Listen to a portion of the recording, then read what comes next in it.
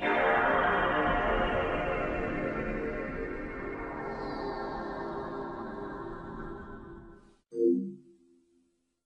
know, it's funny, me setting up this camera. Originally, I was like, oh, it's too high. And I'm like, no, I'm slouching.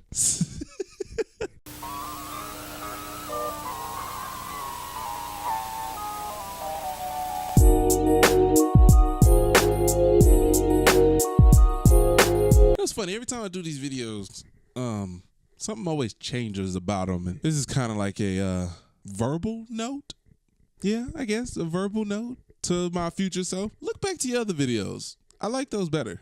What's up, y'all, and welcome to Nico Rambles. Today is very interesting because I'm doing this video really late. I actually just want to challenge myself and see if I can make a video real quick and upload it by tomorrow and probably the same quality and as informal. Today we're going to be talking about the PS5 and all its talks and what I expect in it, if you care. If you're just somebody that's on YouTube that's you know, interested in how other people, hold on y'all, let me just focus in right. So yeah, the PS5 is coming out soon, which I'm excited for, kinda. I mean, it's weird. I'm excited for it to come out, but I'm not necessarily over the top. I love the new systems and the speculations and these rumors and what have you has been coming out about it. Number one, I guess this became a list. Top 5 things I want on the PS5. I'm not even sure if I can make up 5. Number 5, I would say true 4K. Any video that you probably watched about these PS5s have always talked about the PS4 Pro. It's not true 4K. It kind of tries to up-res it, but yet it runs terribly and all of the other stuff. And the funny thing is, I shouldn't even care because I don't even have a 4K TV. It looks good when you're recording them. True 4K, that's fine. I think the only downside to having that is now you feeling like you have to upgrade your equipment to accommodate and to see exactly what this system is producing. I guess technically that's another downside, and also gives them a reason to bump up the prices. But every new year and new system, I mean, every new system gives them a reason to bump it up. So it ain't like that's gonna be the only reason. Number 4, I would just say color variants. The one thing I can't even say I enjoyed in the PS2, it came in different colors and not necessarily on launch day. I think it was like years after, and it was just kind of like, hey, celebrate the PS2, we coming out with these other colors, and that was just cool. And I know PlayStation does like the God of War PlayStation and the Call of Duty PlayStation. And it's like, yeah, that's cool. I would love them to come out a little earlier, I guess. Not saying the game ones need to come out earlier, because obviously if the game hadn't dropped yet, like if there's a new Spider-Man game that came out, obviously there's not gonna be a PlayStation 4 already.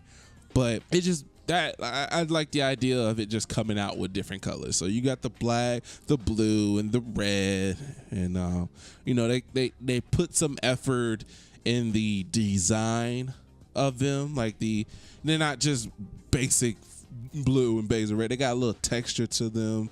Make them pop a little bit. Like just make us feel like you put some effort into the system. You was like, you know what, y'all deserve this.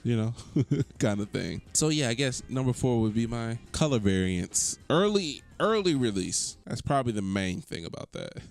Number 3, Sony. I know they have talked about this is less of a thing that I want in the PS5 per se. This is kind of more of for the PS5 and Sony in general. They threw out that they wanted to work on more quality content than quantity, and that's fine coming from Sony, because Sony at the end of the day, like Xbox and Nintendo, y'all are the system distributors. Like y'all really could just worry about the systems, and having game exclusives is a plus.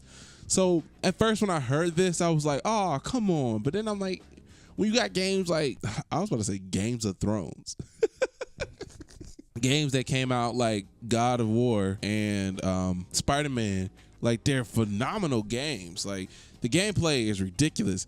And for those to be like those exclusive Sony games, and they took forever to release, it felt like, but yet they were great. They were great games, and I'm glad that people took the time to make those games, especially for the single player players. Like single player is not a dead concept. I don't know why. I don't even think people are really saying this, but it just keeps coming up as if the multiplayer market is what we need to be focusing on. And I think I heard that when Black Ops came out and everybody was talking about how it's just, there's no story mode.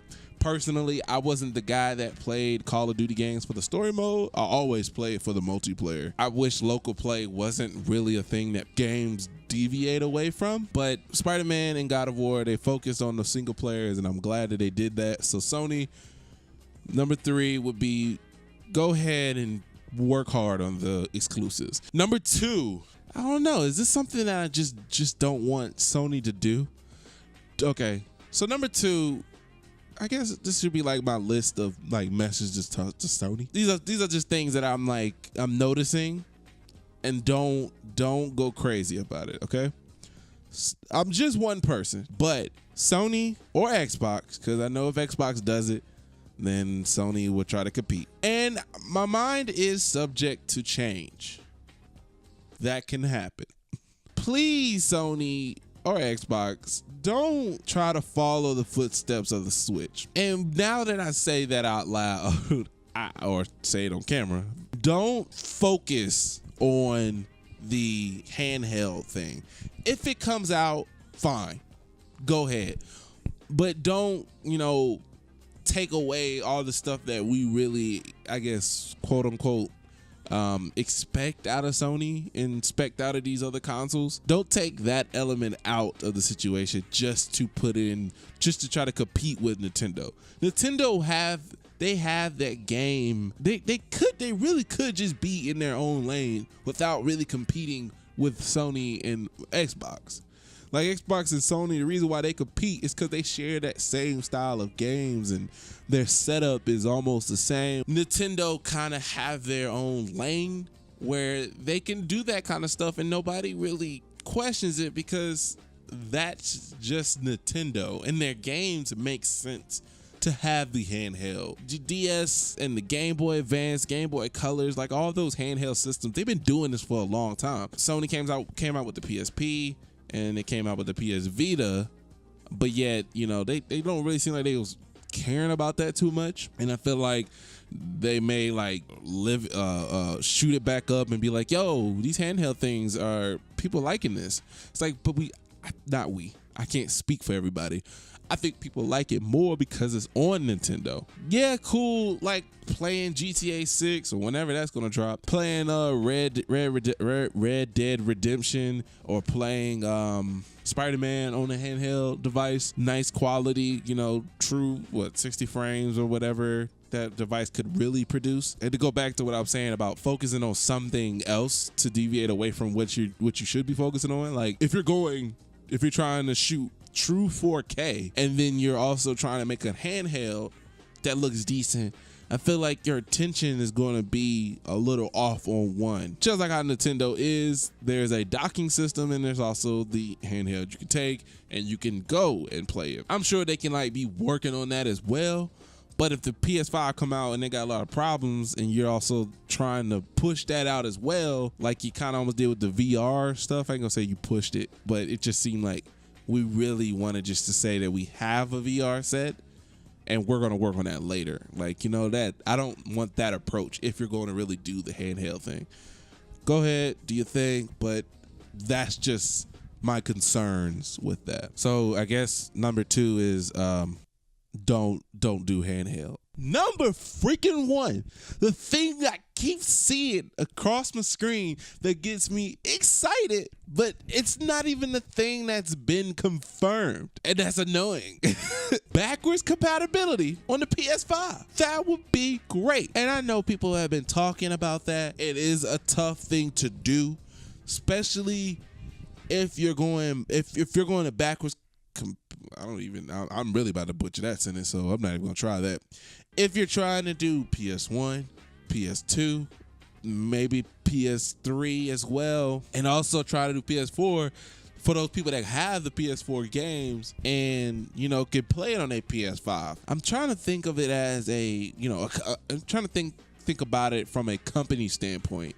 You know, like, if they do that, does it hurt them somewhere else? Because are they still expecting people to still buy the PS4? Or are they thinking about the people that have just bought their PS4, like just got it for Christmas or something? And, you know, they don't want to like shut them out or kind of throw it in their face that, hey, you could have just waited and got this system and you could have played those same games, you know? And I know that, like, with companies, sometimes they think that we don't care to play older games anymore. I don't understand why. Especially people my age. We're very nostalgic driven. A lot of things that we're still into. We try things out just because we used to do things as kids. I'm thinking it's for everybody, but yet I noticed a lot of people that's my age and they're able to collect those old things again. And that's why I think even Nintendo has kind of picked up on that and was just like, you know what, their little library of, you know, old NES games or SNES games, and they got a library of those because they know people still want to play the older games. And I know PlayStation has thought about it too with their PS Now. If you're going to do it how the Xbox do it. You know, you could download the game. You should just let me download the game. And I know that's probably because you probably don't want to do that. Maybe because you got to figure out how to, you know, let people pirate the games or whatever. But I don't know. I know there's two ways to do it. Do it like the Xbox way, where they have a library of games that will work on their Xbox. That could be okay because it's cool to also have a physical copy of the game and being able to play it like that as well, which I would love to be able to put a PS2 game in my PS5 and run that thing. So the PS5 would be great, you know, and I know that will probably bump up the price to about $499 or $599 because we're gonna have to extend the hard drive, extend the memory. That has to go up to about 5 or 10 terabytes now because games are getting ridiculously huge. I think that will keep you miles ahead of Xbox and obviously Nintendo in a way. So yeah, that's my top 5 things about the PS5 and Sony, or just about Sony. Yeah, about the PS5. Top 5 things I want /don't want on PS5. The top 5 things. 5 things I want. 5 things I thought about. 5 things I thought about for the PS5 wish list. There we go. If you like this video, if you stuck around, be sure to leave a like, comment, share, and subscribe, and I'll see you next time. And if you want to, go to the comment section below and tell me your wish list for the PS5 or for Sony in general. You know, it could be as far as accessories, controllers, or, you know, what have you, of anything, or even just like just the market in general. Like, what would you want the gaming market to change as far as like the consoles go? And, you know, especially since PC gaming has been in the background in a way where people like, you know, PC gaming is PC gaming, but I feel like after a while PC gaming will be like, you know what, there's no reason for consoles. One day, but that's just my speculation. See you next time.